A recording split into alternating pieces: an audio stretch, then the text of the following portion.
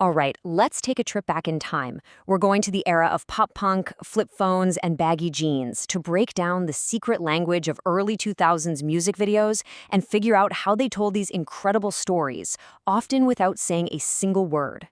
So that's the big question, right? How do you do it? Because music videos aren't just ads for songs, they're these powerful little bite sized movies. We're going to unpack how two totally different videos took on the classic outsider story and, basically defined a whole generation in the process. But first, we've got to set the stage.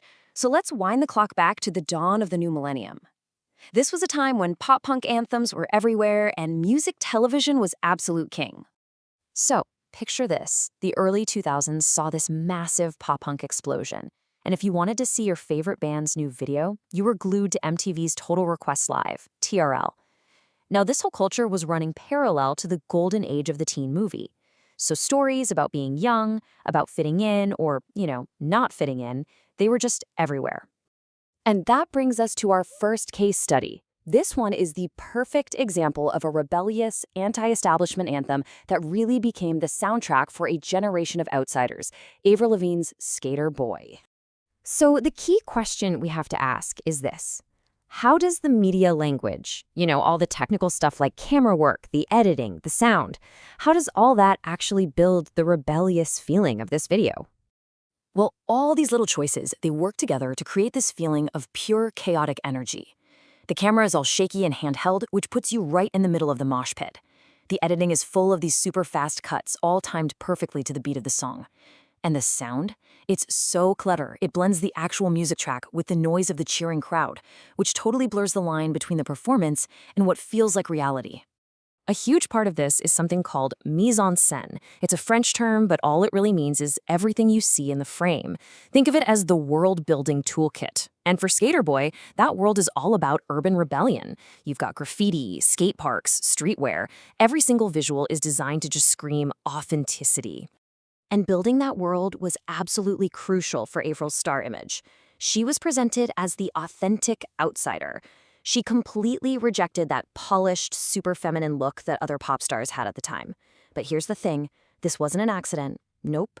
It was a really carefully constructed persona, designed to fit perfectly with that whole pop-punk movement.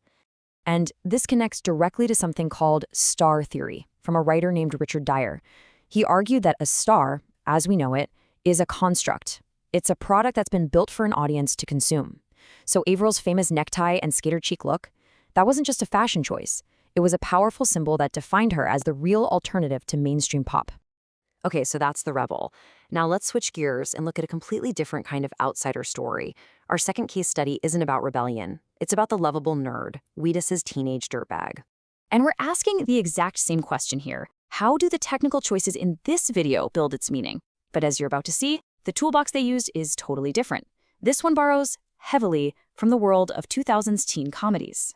Just look at this breakdown. The camera work is way more stable, using these classic film shots you'd see in any movie. The editing is slower, right? It's more focused on telling a clear, linear story.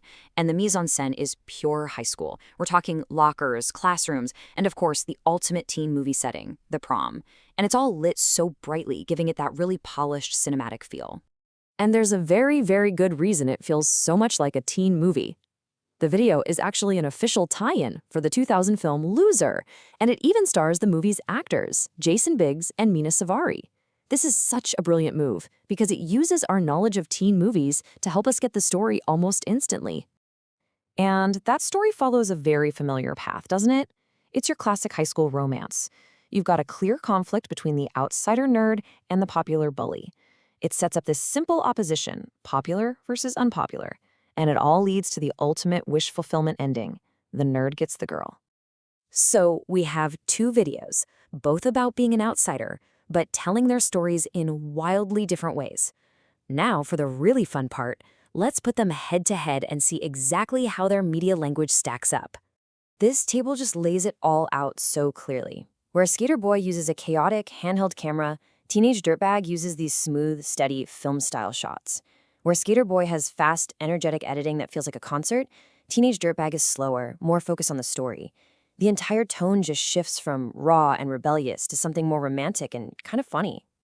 And really, it all boils down to this. Skater Boy is about rebellion and authenticity. It's a story about social class and an artist's identity. Teenage Dirtbag, on the other hand, is about romance and wish fulfillment. It's a story about climbing the social ladder to finally find acceptance. Okay, but why does any of this actually matter? What's the big takeaway from analyzing a couple of old music videos? Well, it reveals something really fundamental about how all stories get told. Media language isn't some secret code for film critics. It's the hidden architecture of the stories we see every single day. Once you understand how a camera angle or a simple editing choice can completely change a story's meaning, that's the first step toward becoming truly media literate. And these two videos are the perfect proof. Two songs, both about being an outsider, but they use two completely different visual toolkits to create two completely different emotional experiences for you, the audience. And it's all done through the deliberate, careful use of media language. Which leaves us with a final question to chew on. In our world today, with 15-second TikToks and all this super short content, has the art of crafting a complete 3-minute story like this actually been lost? Or has it just transformed into something new?